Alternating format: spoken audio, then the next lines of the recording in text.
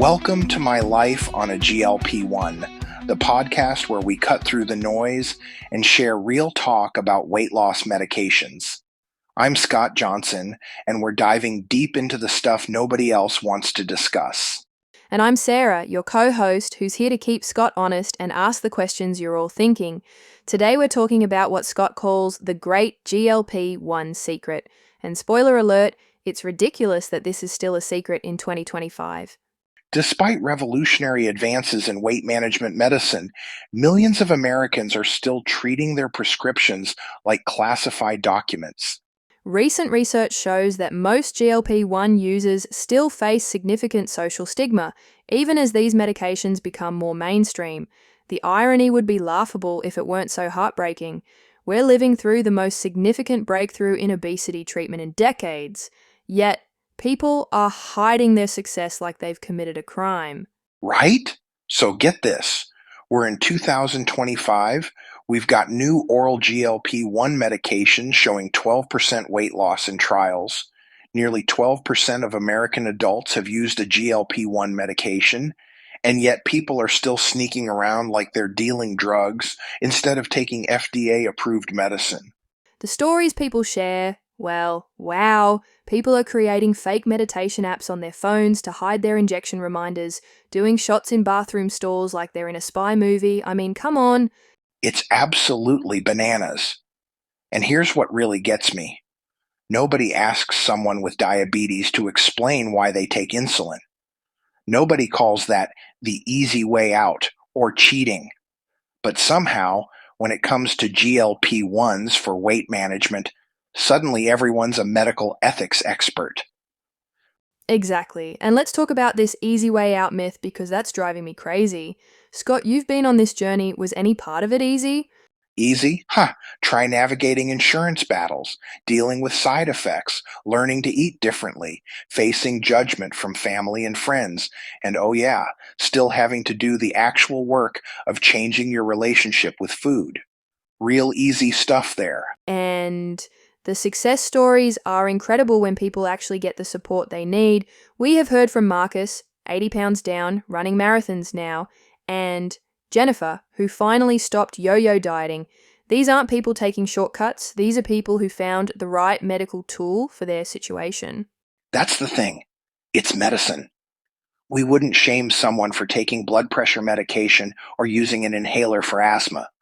But somehow treating obesity with medication that literally won a Nobel Prize? Scandalous, apparently. And can we please stop with the questions like, what happens when you stop taking it?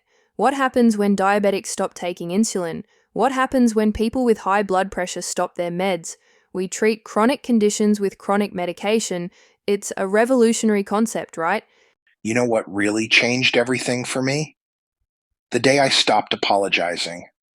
I went from making up elaborate stories about my lifestyle changes to just saying, yeah, I take a GLP-1 medication and it's been life-changing. The relief was incredible. And that's what we need more of, authenticity, because every time someone opens up about their experience, it gives someone else permission to do the same. The stigma only survives in the shadows. So here's my challenge to everyone listening. Own your health journey. Whether you're on a GLP-1, thinking about it, or supporting someone who is, let's retire the shame and the secrecy. You don't owe anyone an explanation for taking care of yourself. Love that. And if you're struggling with this decision or feeling alone in your journey, head over to mylifeonglp1.com for resources, community, and real stories from real people. Because you shouldn't have to figure this out in secret. And before we wrap up, I want to address something we get asked about constantly, the cost and access issues. Because let's be honest, even when people overcome the stigma, there's still this massive barrier of affordability and insurance coverage. Oh my gosh, yes. It's this cruel irony where we finally have these breakthrough medications, but then you've got people rationing doses, going without, or choosing between their medication and rent money. And don't even get me started on the insurance hoops people have to jump through. The insurance battles are real. I've heard from people who've had to fail on 3 different diets, documented over 6 months, just to get approval. Meanwhile, they'll cover bariatric surgery, which is major surgery, but a weekly injection? That requires an act of Congress, apparently. And the worst part is that the delay often means people's health gets worse while they're waiting for approval. But here's what gives me hope. More employers are starting to include these medications in their coverage, and some states are mandating coverage. Change is happening, even if it's slower than we'd like. Absolutely. And while we're waiting for the system to catch up, the community support has been incredible.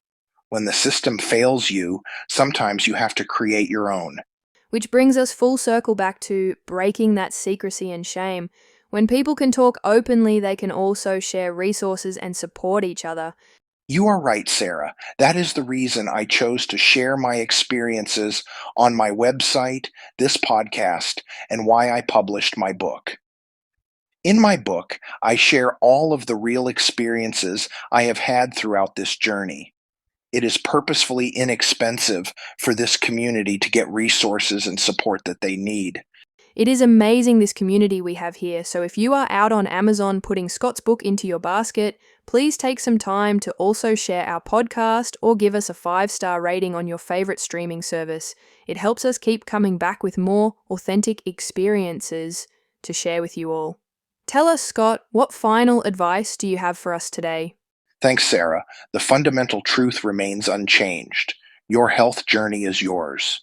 Whether you're using Mounjaro, Zepbound, or Wegovy, waiting for oral GLP-1 options, combining treatments with lifestyle changes, or pursuing entirely different approaches, the important thing is that you are actively working toward better health.